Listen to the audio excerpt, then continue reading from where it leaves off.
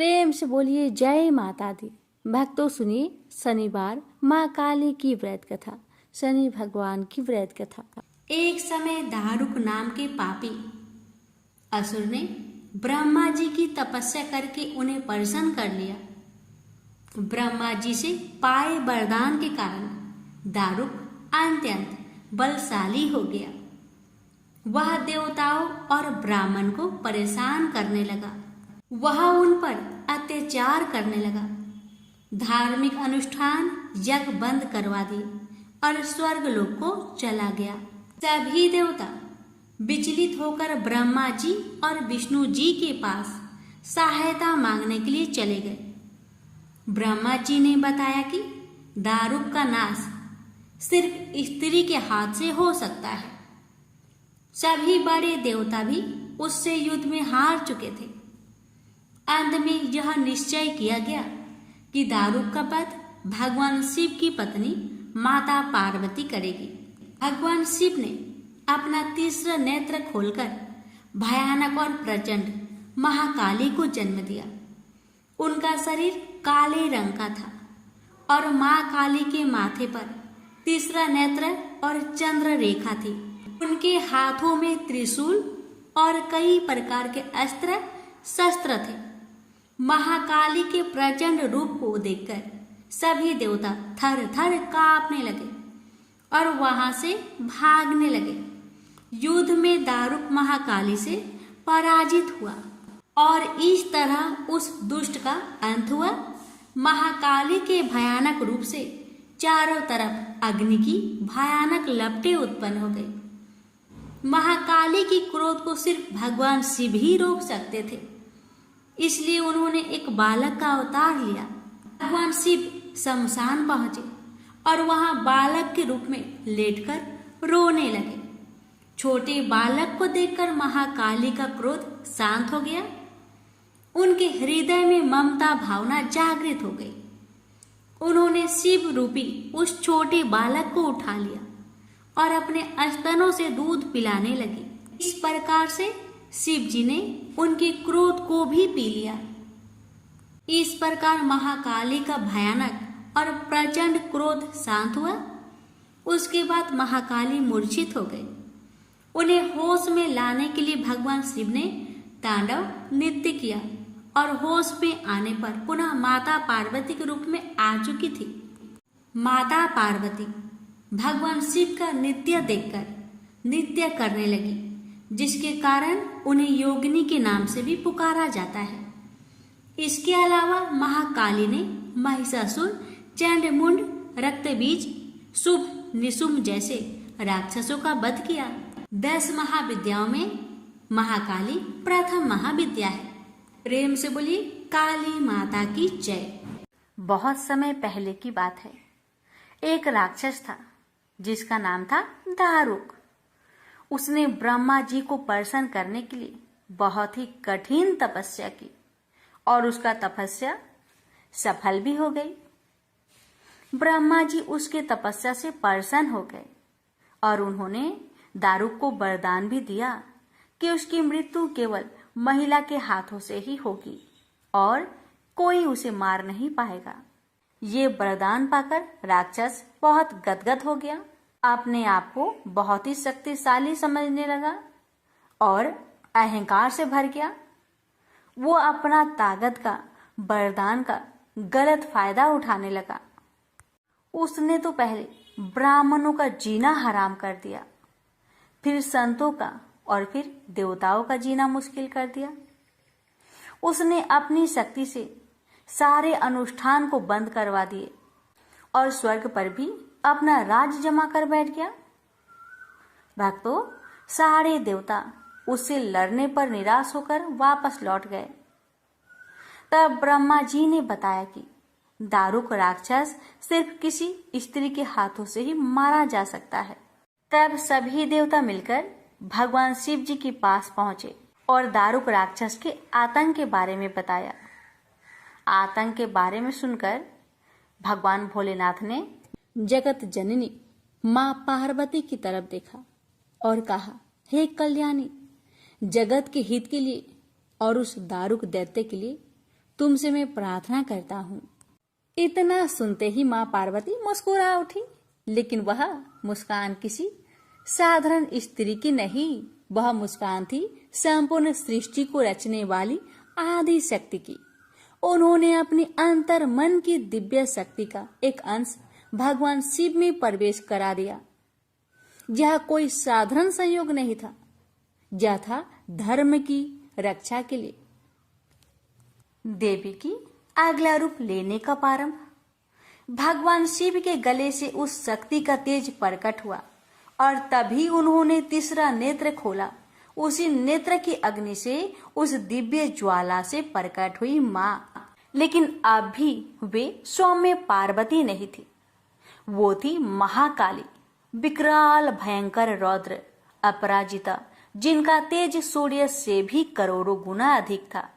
देवताओं ने जब माँ का यह रूप देखा तो उनके नेत्र श्रद्धा से झुक गई और राक्षस तो कांप उठे। उनका दंभ, उनका अभिमान, उनकी शक्ति सब कुछ माँ के उस दिव्य विकराल रूप के सामने तिनके की भांति लगने लगे। वे भागने लगे, छुपने लगे, परंतु कहाँ छुपते उस शक्ति से जो स्वयं संहार की देवी है। माँ काली का शरीर अंधकार के समान काला था, लेकिन उस अंधकार में भी ब्रह्मांड का प्रकाश समाहित था। उनकी आंखों से ज्वालाएं निकलती रही थी और जब उन्होंने हुक्कार भरी तो जैसे सृष्टि का रोम रोम ठरा उठा। केवल एक हुक्कार से ही असंख्य दैत्यों का नाश हो गया। वे भस्म हो गए, जलकर राख हो गए। यह केवल शक्ति नहीं थी, यह धर्म की पुकार थी, यह अन्याय के अंत की घोषणा थी। भक्तों, माँ काली के हुक्कार से ही सैकड़ों नहीं हजारों दैत्यों का संहार हो गया। उनका विकराल रूप और प्रचंड ऊर्जा को देखकर पृथ्वी कांप उठी, आकाश थरथरा गया और दिशाओं ने मौन ओढ़ लिया। उनका एक एक कदम प्रलय की घोषणा कर रहा था। सभी असुर जलकर भस्म हो गए थे, लेकिन माँ का क्रोध, वह तो अभी उग्र था। उनके नेत्रों से ज्वालाएं निकल रही थी, उनका अंग अंग बिजली की तरह चमक रहा था। उनके इस प्रचंड रूप से सृष्टि का संतुलन बिगड़ने लगा। हवाएं तेज बहने लगी, पर्वत डोलने लगे और धरती पर जीवन संकट में आ गया। देवता जो अभी अभी उस राक्षसी आतंक से मुक्त हुए थे, अब माँ के उस अनंत तेज से भयभीत हो उठे। वे पुनः दौड़कर भगवान भोलेनाथ के चरणों में गिरे और बोले, हे भगवान, हे नाथ, आप इस अग्नि रूपी को शांत करिए। तब वह दृश्य घटा जिसने इस ब्रह्मांड की सबसे महान शक्ति को भी ममतामयी कर दिया। भोलेनाथ ने माँ के उस विकराल रूप को शांत करने के लिए एक सरल उपाय किया। उन्होंने स्वयं एक बालक का रूप धारण कर लिया। वह कोई साधारण बालक नहीं था, वह था बटुक भैरव, नन्हा, निष्कलंक, मासूम, परंतु भीतर से वही शिव जो संहार के देवता है। उस बालक ने रोना शुरू किया। नन्हे नन्हे हाथ, आंखों से बहते आंसू और हृदय को चीर देने वाली करुणा ध्वनि, माँ माँ माँ। यह आवाज माँ काली के कानों तक पहुंची। उनकी ज्वलनशील आंखें अचानक स्थिर हो गई। वे पलट कर देखती है, एक मासूम बालक रो रहा है, माँ माँ माँ कह के। उनकी सांसें रुक जाती है, क्रोध जैसे वही थम जाता है और फिर वह दृश्य हुआ जिसे देखकर तीनों लोगों ने चैन की सांस ली। माँ काली ने वह प्यारा सा बालक जिसे देखकर उनका हृदय वात्सल्य से भर उठा, उन्होंने उस बालक को दोनों हाथों से उठाया, हृदय से लगाया। उस एक आलिंगन के साथ ही सृष्टि में फैली अग्नि शांत हो गई। उनकी आंखों का ताप करुणा में बदल गया और माँ अपने सौम्य शांत रूप में वापस लौट आई। यह वही शक्ति है जो प्रलय ला सकती है, पर ममता के एक स्पर्श से थम भी जाती है। प्रेम से बोलिए जय माता दी। कथा के अनुसार एक समय योगेश्वर भगवान शिव ने महादेवी को प्रसन्न करने के लिए कठिन तपस्या की और उनसे अपनी धर्म पत्नी होने का वरदान प्राप्त किया। इसके बाद भगवान ब्रह्मा को यह अनुभव हुआ कि शीघ्र ही महादेवी वरदान के अनुसार स्वयं प्रकट होगी। इसलिए उन्होंने अपने प्रिय पुत्र में से एक दक्ष को तपस्या करने का आदेश दिया ताकि दक्ष महादेवी को अपने पुत्री के रूप में प्राप्त कर उनका विवाह भगवान शिव से करा सके। अपने पिता के आदेश पर दक्ष ने महादेवी की कठोर तपस्या की, जिसके बाद आदि शक्ति प्रकट हुई और मनोवांछित वरदान मांगने के लिए कहा। दक्ष ने कहा, हे माँ, मेरी यह मनोकामना है कि आप मेरी पुत्री के रूप में जन्म धारण करें। महादेवी ने दक्ष को वरदान प्रदान करते हुए कहा, जिस समय मैं भगवान शिव से विवाह करने के लिए अवतरित होंगी तो तुम्हारी पत्नी परसूति के गर्भ से जन्म धारण करूंगी। लेकिन देवी ने ये भी स्मरण कराते हुए कहा कि यदि दक्ष के पुण्य का क्षय हो गया अथवा उन्होंने किसी भी प्रकार से महादेवी की उपेक्षा अथवा अपमान किया तो वह तत्क्षण उनका परित्याग कर देगी।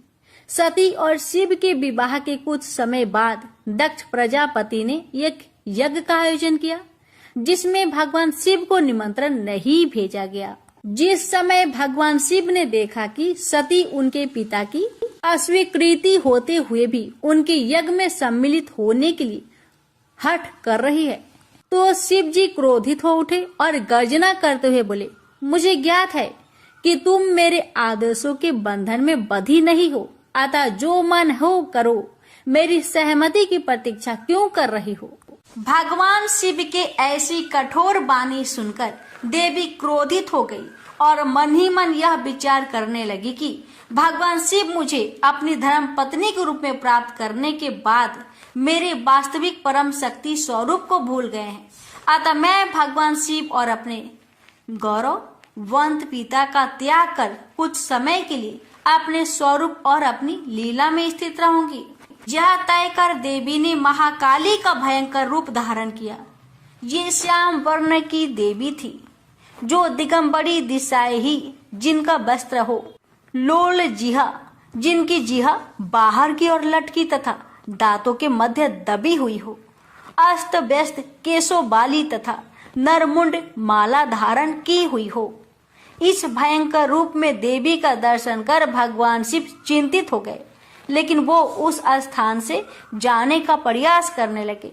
अपने प्रिय भगवान शिव को नाराज होकर जाता देखकर देवी माँ ने कृपा करते हुए भगवान शिव को किसी भी दिशा में भागने से रोकने के लिए और सभी 10 दिशाओं को अवरुद्ध करने के लिए 10 भिन्न भिन्न रूप धारण किए और भगवती के प्रत्येक रूप ने एक एक दिशा को अवरुद्ध कर दिया।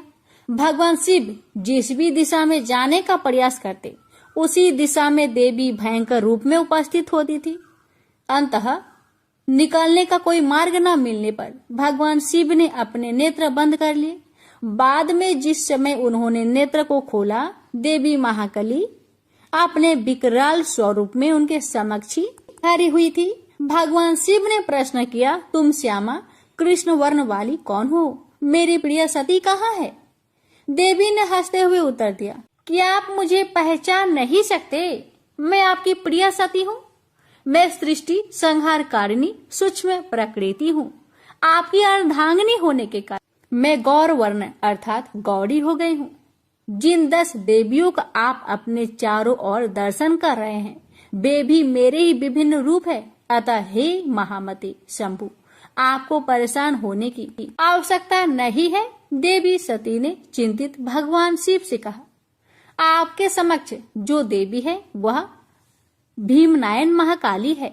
आकाश अथवा अंतरिक्ष दिशा में तारा है, दाहिनी और चिन्ह मस्ता है, आपके बाई और भुवनेश्वरी है, आपके पीछे बगलामुखी है, दक्षिण पूर्व कोने में अग्निकोण में धूमावती है, दक्षिण पश्चिम कोने में नेत्र कोण में कमला है, उत्तर पश्चिम कोण में वायु कोण में मातंगी है, उत्तर पूर्व कोण में यानी ईशान कोण है, वहाँ षोडशी त्रिपुरी सुंदरी है और मैं स्वयं आपके भीतर ही भैरवी के रूप में विद्यमान हूँ।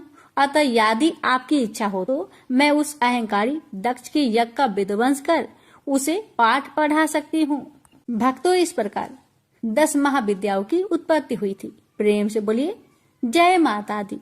सुनिए माता रानी की दूसरी कथा। एक बार दैत्यों की शक्ति बहुत अधिक बढ़ गई। उन्होंने देवराज इंद्र का सिंहासन छीनकर सभी देवताओं को स्वर्ग से निकाल वहां अधिकार कर लिया।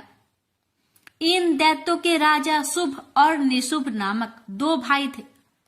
महिषासुर, रक्तबीज, चंड मुंड व धूम्रलोचन जैसे दर्जनों सेना नायक और करोड़ों दैत्य की सुसज्जित सेना उनके पास थी। पराजित देवताओं द्वारा प्रार्थना किए जाने पर आदिशक्ति भगवती भवानी ने दुर्गा के रूप में अवतरित होकर उन दैत्यों का संहार किया था। इस युद्ध के मध्य ही देवी दुर्गा ने अपनी सहायता के लिए अपने ललाट से एक अत्यंत शक्तिशाली और विकराल देवी को प्रकट किया। काली, कलिका, चामुंडा, महाकाली आदि इसी देवी के अनंत नामों में से कुछ नाम हैं।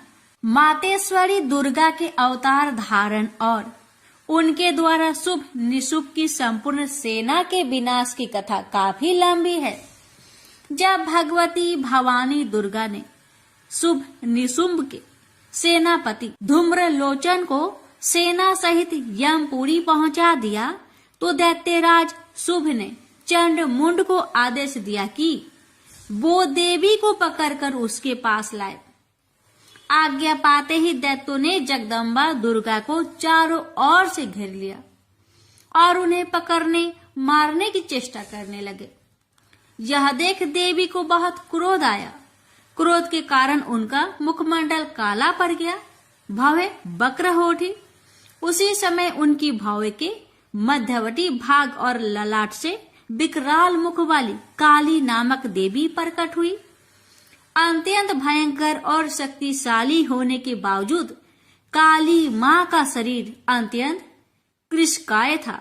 उनके शरीर में नाम मात्र का मांस था, केवल अस्थि पंजर नजर आता था, जिससे वे अत्यंत भयावह दिखाई पड़ रही थी। काली, कालिका, महाकाली, चामुंडा और चामुंडा आदि नामों से विख्यात 4 भुजा वाली यह देवी अपने हाथों में तलवार, पास और विचित्र खड्ग धारण किए हुए थी। वह चीते की चमड़े की साड़ी पहने नर मुंडों की माला से अलंकृत थी। भवानी दुर्गा के मस्तक से प्रकट होने के बावजूद काली मां का स्वरूप अत्यंत विकराल था। वे काफी लंबी पतली थी और किसी भी वाहन पर सवार नहीं थी। उनका मुखमंडल बहुत अधिक बड़ा था। उनकी लंबी जीभ काफी बाहर तक निकली हुई थी। उनकी आंखें अंगारों की तरह दहक रही थी और अपनी भीषण गर्जना से पृथ्वी आकाश को कपा रही थी। अपनी घोर गर्जना से सभी दिशाओं को गुजाते हुए मातेश्वरी काली बड़े वेग से दैत्यों की सेना पर टूट पड़ी और उनका भक्षण करने लगी। वे पार्श रक्षकों, अंकुशधारी, महावतों, योद्धाओं तथा अनेक हाथियों को एक ही हाथ में पकड़कर अपने मुख का ग्रास बना रही थी। किसी को बालों से पकड़ लेती, किसी का गला दबोच लेती, किसी को पैरों से कुचल डालती और किसी को छाती के धक्के से गिराकर मार देती। वे असुरों के फेंके हुए बड़े बड़े अस्त्र शस्त्र मुंह से पकड़ लेती और रोष में भरकर उनको दांतों से चकनाचूर कर डालती। काली द्वारा अनेक दैत्य तलवार के घाट उतर गए, अनेक खटवांग से पीटे गए और कितने ही असुर दांतों के अग्र भाग से कुचले जाकर मृत्यु को प्राप्त हुए। इस प्रकार देवी ने असुरों की उस समस्त सेना को क्षण भर में ही धराशायी कर दिया। अपनी सेना का विनाश होते देख चंड काली देवी की ओर दौड़ा। महादैत्य मुंड ने भी अत्यंत भयंकर बाणों की बौछार तथा हजारों चक्र एवं अन्य शस्त्रों से भयानक नेत्रों वाली देवी को आवृत कर दिया। वे चक्र देवी के मुख में समाते हुए ऐसे जान पड़ रहे थे मानो सूर्य के बहुतेरे मंडल बादलों के उदर में प्रवेश कर रहे हो। मातेश्वरी काली दैत्य सेनापति मुंड द्वारा चलाए गए अस्त्र शस्त्रों का भक्षण करते और अनेक राक्षसों को अपने शस्त्रों में समाप्त करते हुए विकट अट्टहास करती जा रही थी। इसी समय भगवती काली ने दूसरे दैत्य सेनापति चंड को अपनी ओर आते देखा। क्रोध में भरकर काली माई ने चंड पर आक्रमण कर दिया। एक हाथ से उसके केस पकड़कर दूसरे हाथ से उसकी गर्दन काट उसे यमलोक पहुंचा दिया। अपने भाई चंड को देवी के हाथों मरता देख मुंड अनेक भयावह दैत्यों के साथ मातेश्वरी काली की ओर दौड़ पड़ा। तब देवी ने रोष में उसे तलवार से मारकर धरती पर सुला दिया। महापराक्रमी चंड और मुंड के मरते ही शेष सेना आतंकित होकर भाग गई। उसी समय काली ने चंड और मुंड के मस्तक हाथ में लेकर जगदम्बा दुर्गा के पास जाकर प्रचंड अट्टहास करते हुए कहा, देवी, मैं चंड मुंड नामक इन दो भयानक असुरों के मस्तक आपको भेंट करने के लिए लाई हूँ।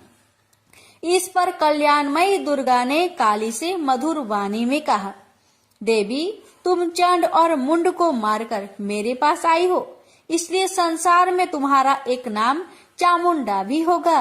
मातेश्वरी काली द्वारा चंड मुंड और अनेक सैनिकों के मारे जाने पर दैत्यराज शुंभ स्वयं अपने सभी सेनापतियों सहित युद्ध के लिए वहां आ गया। कई करोड़ असुर सैनिक उनके साथ थे। उस समय सभी मात्र शक्तियां भी देवी की सहायता के लिए युद्ध क्षेत्र में आ गई। दोनों ओर से भीषण अस्त्र शस्त्र चलने लगे। इस समय मातेश्वरी काली सभी मात्र शक्तियों से आगे रहकर रणभूमि में विचरने लगी। अपने खटवांग, त्रिशूल एवं अन्य अस्त्र शस्त्रों से वे असंख्य दैत्यों को काल के गाल में पहुंचा रही थी। यद्यपि सभी मात्र शक्तियां मातेश्वरी दुर्गा एवं उनका सिंह अनेक दैत्यों को समाप्त कर रहे थे, परंतु मातेश्वरी काली साक्षात रण चंडी बनकर दैत्यों को गाजर मूली की तरह काट रही थी। मातेश्वरी काली इस समय इतने क्रोध में भरी हुई थी कि वे दैत्यों को अस्त्र शस्त्रों से मारने के साथ ही उनका भक्षण भी करती जा रही थी। अत्यंत भयंकर और विकराल रूप था। इस समय मातेश्वरी काली का अनेक राक्षस तो आपके इस रूप को देखकर तथा उनके द्वारा लगाए जा रहे अट्टहासों की भीषण आवाज सुनकर ही यमलोक सिधार गए। मातेश्वरी काली का अवतरण मात्र इन दैत्यों को मारने के लिए ही नहीं हुआ था, उनका इससे भी अधिक महान कार्य था। दैत्य सेनापति रक्त बीज के वध में भगवती दुर्गा की सहायता करना। उस प्रचंड दैत्य रक्त बीज को एक अद्भुत वरदान प्राप्त था। जहां भी उसके रक्त की एक बूंद गिरती थी, वहीं तत्काल उतना ही शक्तिशाली एक असुर उत्पन्न हो जाता था। मातेश्वरी काली, भगवती दुर्गा और अन्य मात्र शक्तियों के हाथों दैत्यों को मरते एवं घायल होते देख महादैत्य रक्त बीज ने मातेश्वरी पर हमला कर दिया। वह अपनी गदा से सभी मात्र शक्तियों पर एक साथ प्रहार करने लगा। जब मात्र शक्तियों ने उस पर प्रहार किए तो उसके शरीर का रक्त जहां जहां गिरता वहां उसके समान ही एक अन्य बलशाली दैत्य पैदा हो जाता। इस प्रकार वहां असंख्य दैत्य उत्पन्न हो गए, जो रक्त बीज के समान ही बलशाली, भीषण और युद्ध कला में निपुण थे। इस समस्या का एकमात्र समाधान यही था कि रक्त बीज के अंग प्रत्यंग तो काटे जाए, परंतु उसके शरीर से निकलने वाले रक्त की एक बूंद भी भूमि पर न गिरने दी जाए। इस प्रयोजन की पूर्ति के लिए भगवती भवानी दुर्गा ने काली को चामुंडा नाम से संबोधित करते हुए कहा, चामुंडे, तुम अपने मुख को अधिक विस्तृत करो तथा मेरे शस्त्र पात से गिरने वाले रक्त बिंदु एवं उनसे उत्पन्न होने वाले महादैत्यों को अपने इस भयानक मुख से खा जाओ। इस प्रकार रक्त से उत्पन्न होने वाले महादैत्यों का भक्षण करती हुई तुम रण में विचरती रहो। ऐसा करने से उस दैत्य का सारा रक्त खत्म हो जाने पर वह स्वयं भी नष्ट हो जाएगा। जब तुम उन भयंकर दैत्यों को खा जाओगी तो दूसरे दैत्य नहीं उत्पन्न हो सकते। मातेश्वरी दुर्गा की यह बात सुनकर भगवती काली ने अपना आकार बहुत बड़ा कर लिया। इस प्रकार उन्होंने रक्त बीज के रुधिर के पान और दैत्यों के भक्षण हेतु महाकाली का विकराल रूप धारण कर लिया। भगवती दुर्गा, जो इस समय क्रोध के आवेग में रणचंडी अर्थात देवी चंडिका बनी हुई थी, अपने भीषण शूल से उस महादैत्य रक्त बीज पर प्रहार किया। फलस्वरूप उसके शरीर से रक्त की धार बहने लगी, जिसे तत्काल ही मातेश्वरी काली ने अपनी लपलपाती जीवा द्वारा उधर स्वस्थ कर लिया। भगवती भवानी ने रक्त बीज पर प्रहार जारी रखी। उसके शरीर में स्थान से रक्त की धारा बहने लगी। रक्त बीज महाबलशाली और भयंकर दैत्य था, अतः उसके शरीर से बहुत अधिक रक्त बह रहा था, परंतु उसका जितना भी रक्त बह रहा था, काली माँ अर्थात देवी चामुंडा उसे तत्काल पीती जा रही थी। इस रक्त को पीते समय रुधिर से काली के मुख में जो महादैत्य उत्पन्न हुए, उन्हें भी वे उदरस्त करती चली गई। इस प्रकार भगवती दुर्गा रक्त बीज पर प्रहार करती रही और मातेश्वरी काली उस रुधिर का पान करती रही। इस समय रक्त बीज के रक्त और उनसे उत्पन्न असंख्य दैत्यों को भक्षण करने के लिए भगवती काली ने अपने मुख का आकार अत्यंत विस्तृत कर लिया था। उन्होंने संपूर्ण रणभूमि में अपनी जीवा को फैला दिया था।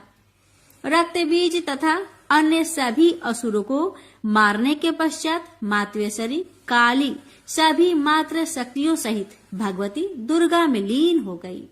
शास्त्रों में मातेश्वरी काली के इस स्वरूप को चामुंडा कहा गया है, जबकि जन सामान्य उन्हें मातेश्वरी काली, काली माई अथवा महाकाली ही कहता है। माँ काली के अधिकांश आराधक, उपासक और तंत्र साधक मातेश्वरी के इस रूप की पूजा, आराधना और उपासना करते हैं। वैसे भगवती काली का यह रुद्र रूप दुष्टों और असुरों के लिए ही विकराल है, भक्तों के लिए तो आप दया का सागर है। वे कल भी ममतामयी मातेश्वरी थी, आज भी है और जब तक यह सृष्टि है तब तक रहेगी। प्रेम से बोलिए माँ काली की जय। हे माँ, आपकी कथा कहने वाले, सुनने वाले, हुक्कार भरने वाले सभी भक्तों पर अपनी कृपा सदा सर्वदा बनाए रखना। प्रेम से बोलिए काली मैया की जय। अब सुनिए काली मैया की आरती। अम्बे तू है जगदम्बे काली, जय दुर्गे खप्पर बाली, तेरे ही गुने गाए भारती। ओ मैया हम सब उतारे तेरी आरती, तेरे भक्त जनों पर भीड़ पड़ी है भारी माँ, दानव दल पर टूट परो माँ करके सिंह सवारी। 100 सिंहों से बलशाली अष्टभुजाओ भाली, दुष्टों को पल में संहारती। ओ मैया हम सब उतारे तेरी आरती। अम्बे तू है जगदम्बे काली, जय दुर्गे खप्पर बाली, तेरे ही गुण गाए भारती। ओ मैया हम सब उतारे तेरी आरती। माँ बेटी का है इस जग में बड़ा ही निर्मल नाता, ऊत कपूत सुने है परी ना माता सुनी कुमाता।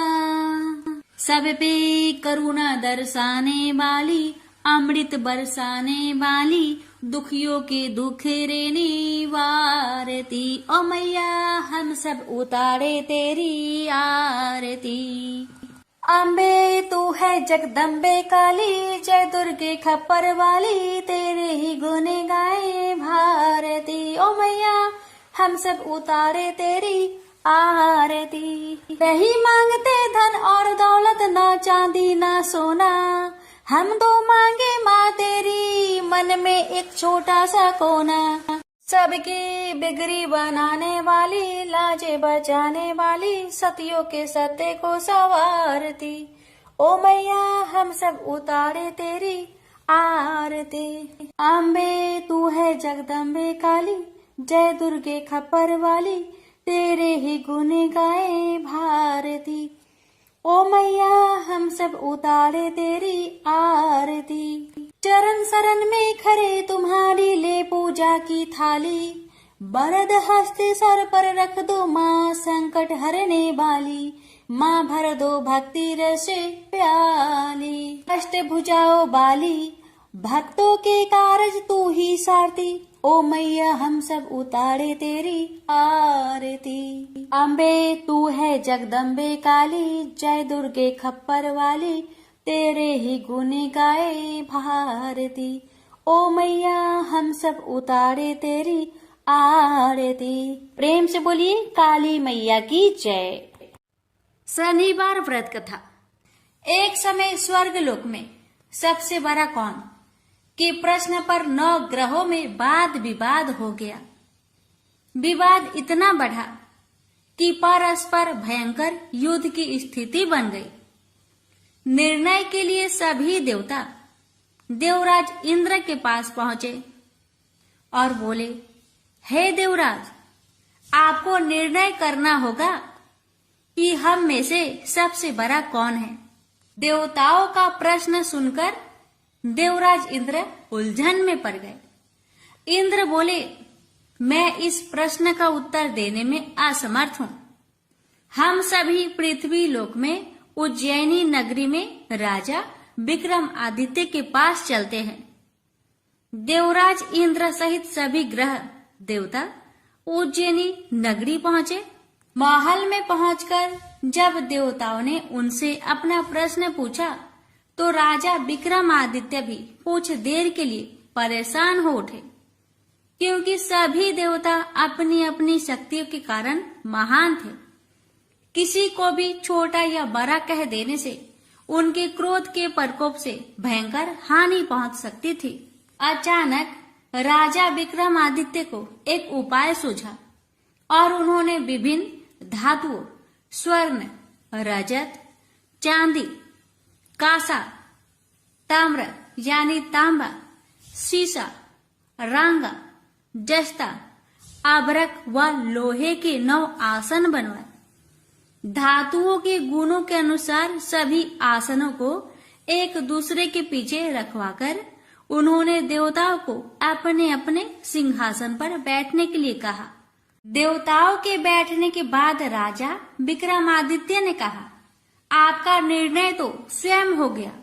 जो सबसे पहले सिंहासन पर विराजमान है वही सबसे बड़ा है।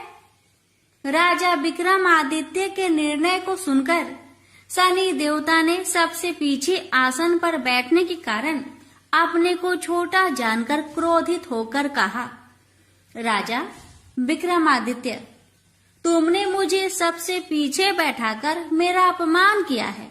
तुम मेरी शक्तियों से परिचित नहीं हो। मैं तुम्हारा सर्वनाश कर दूंगा। शनि ने कहा, सूर्य एक राशि पर 1 महीने, चंद्रमा 2.25 दिन, मंगल 1.5 महीने, बुध और शुक्र 1 महीने, बृहस्पति 13 महीने रहते हैं, लेकिन मैं किसी राशि पर 7.5 वर्ष 7.5 तक रहता हूँ।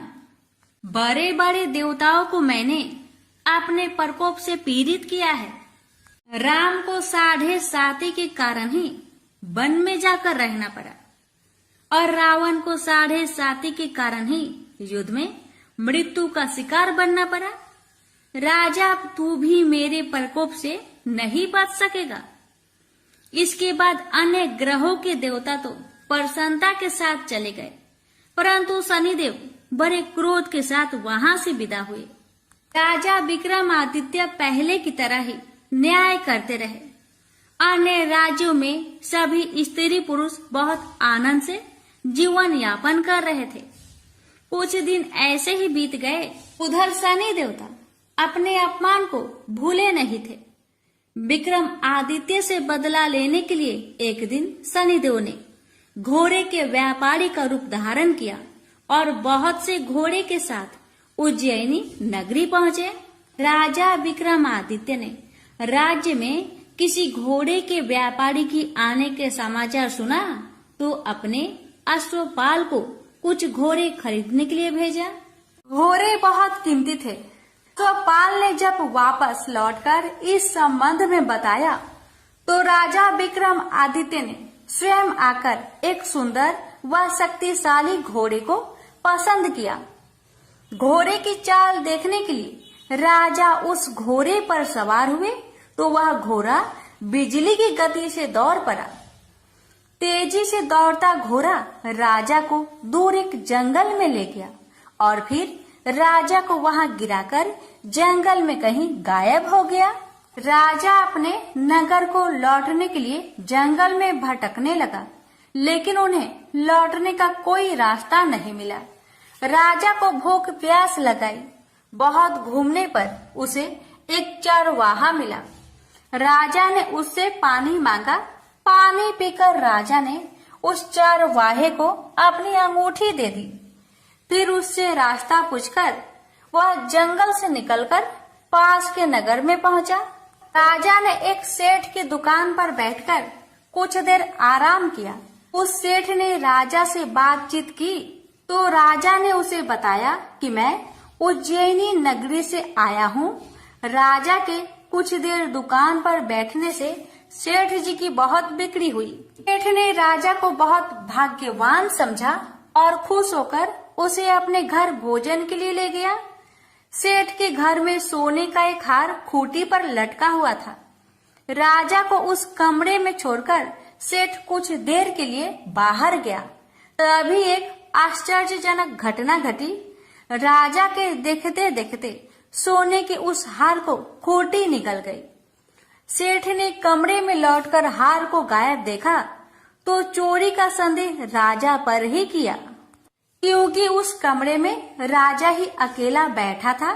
सेठ ने अपने नौकरों से कहा कि इस परदेशी को रस्सियों से बांधकर नगर के राजा के पास ले चलो। राजा ने विक्रमादित्य से हार के बारे में पूछा तो उसने बताया कि उसके देखते ही देखते खूंटी ने हार को निगल लिया था।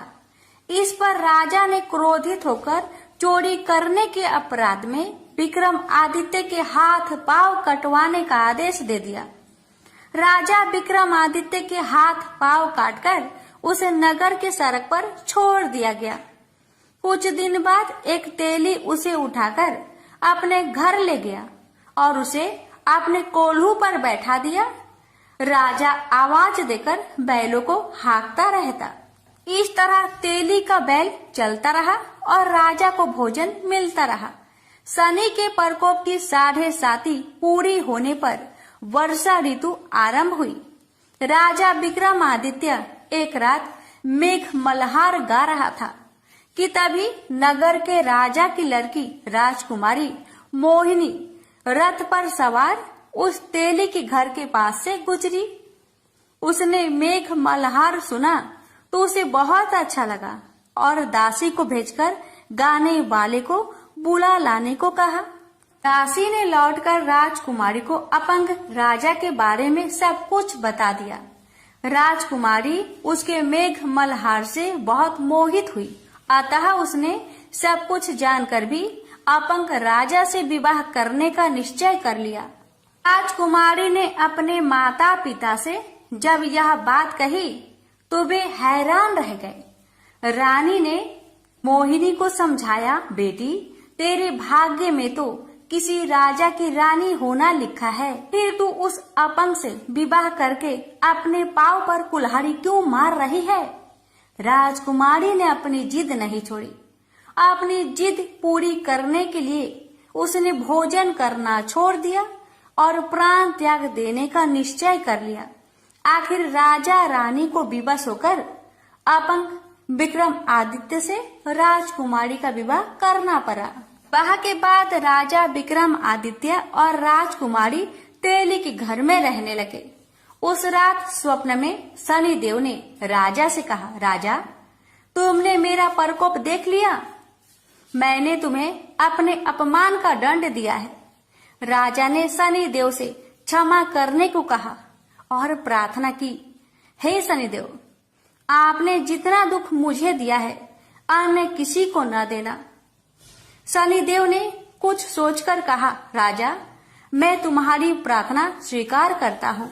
जो कोई स्त्री पुरुष मेरी पूजा करेगा, परिवार को व्रत करके मेरी व्रत कथा सुनेगा, उस पर मेरी अनुकंपा बनी रहेगी।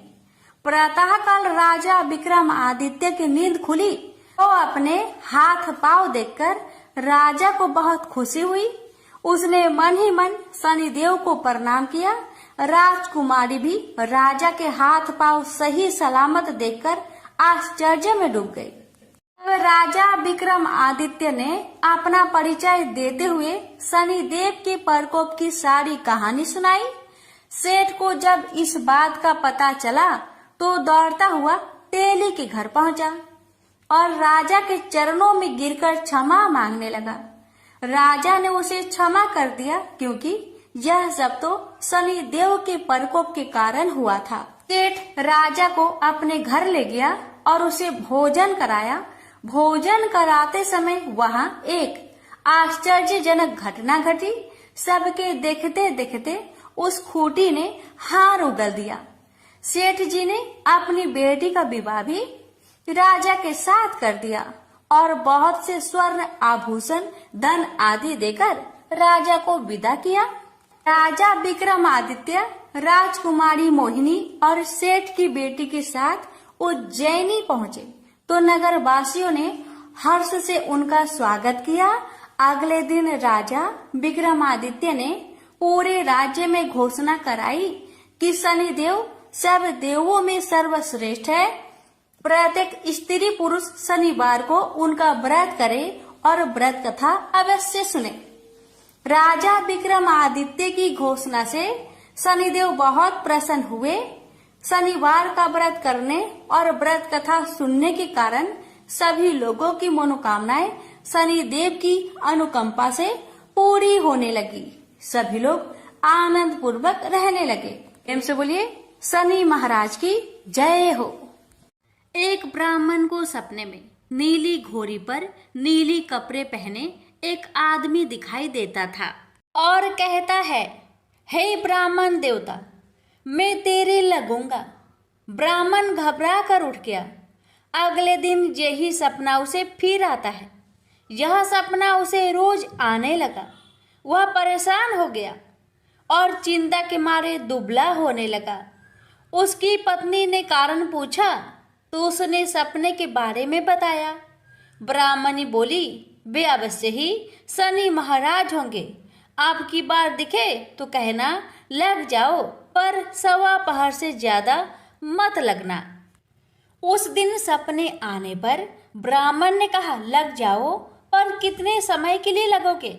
शनि जी बोले, 7.5 वर्ष का लगूंगा। ब्राह्मण ने कहा, क्षमा करे शनि जी, इतना भारी तो मुझसे झेला नहीं जाएगा। तब शनि जी बोले, तो 5 वर्ष का लग जाऊंगा। ब्राह्मण बोला, यह भी मेरे लिए ज्यादा है। शनि जी बोले, 2.5 साल का लग जाऊं। ब्राह्मण ने मना किया तो शनि जी कहने लगे, 1.25 पहर का तो लगूंगा ही, इतना तो कोढ़ी कलंगी भिखारी के भी लग जाता हूँ। तब ब्राह्मण ने कहा, ठीक है। ब्राह्मण को 1.25 पहर की शनि की दशा लग गई।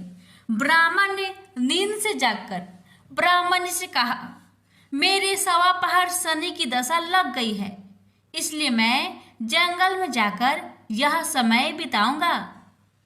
मेरे लिए खाने पीने का सामान बांध दे।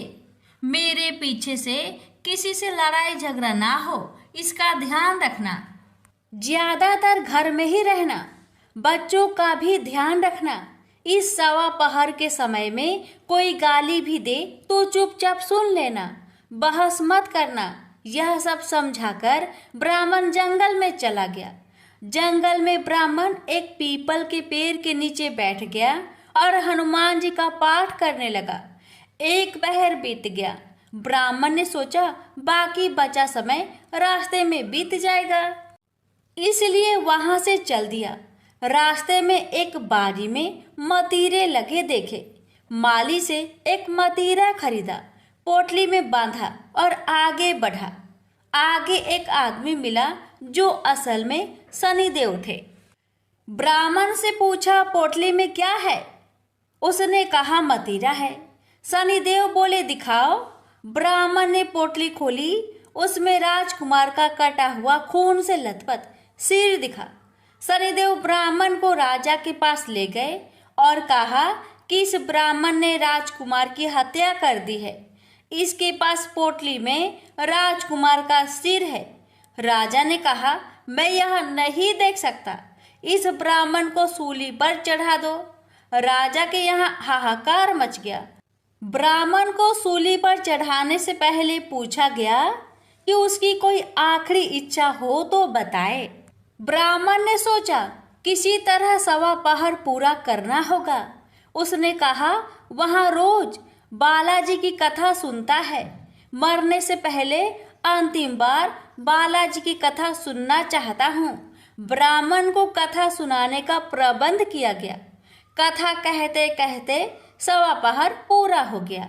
शनि की दशा टलते ही राजकुमार शिकार खेलकर लौटता हुआ दिखाई दिया। राजकुमार को आता देख राजा बहुत खुश हुआ, लेकिन उसे निर्दोष ब्राह्मण की हत्या का दोष लगने का डर सताने लगा। उसने तुरंत घोड़सवार सैनिकों को ब्राह्मण को आदर सहित ले आने के लिए भेजा। ब्राह्मण राज दरबार में आया तो राजा ने क्षमा मांगी और पोटली दिखाने के लिए कहा। पोटली खोली तो उसमें मतीरा था। राजा ने इन सब के बारे में पूछा तो ब्राह्मण ने बताया, मुझे 1.25 पहर की शनिचर की दशा लगी थी, इस कारण यह सब तमाशा हुआ। राजा ने पूछा, यह दशा कैसे टलती है? ब्राह्मण बोला, राजा, यह सेठ के लगे तो काला हाथी या काला घोड़ा दान करे, गरीब के लगे तो पीपल की पूजा करे तब बोले, साचा शनिचर कहिए, जाके पाओ सदा ही पढ़िए। शनि की कहानी सुने, तिल का तेल और काला उड़द दान करे, काले कुत्ते को तेल से चुपर कर रोटी खिलाए तो शनिचर की दशा उतर जाती है। राजा ने उसे मतीरा वापस दे दिया। घर आकर ब्राह्मण ने मतीरा काटा तो उसमें बीज की जगह हीरे मोती निकले। ब्राह्मण ने पूछा, यह कहाँ से लाए? आप तो कह रहे थे कि शनि की दशा लगी है। ब्राह्मण ने कहा, जब दशा लगी थी तो यही मतीरा राजकुमार का सिर बन गया था। उतरती दशा के शनि जी निहाल कर गए। हे शनि देवता, जैसे ब्राह्मण के शनि की दशा लगी वैसे किसी को न लगे। प्रेम से बोलिए शनि देव की जय।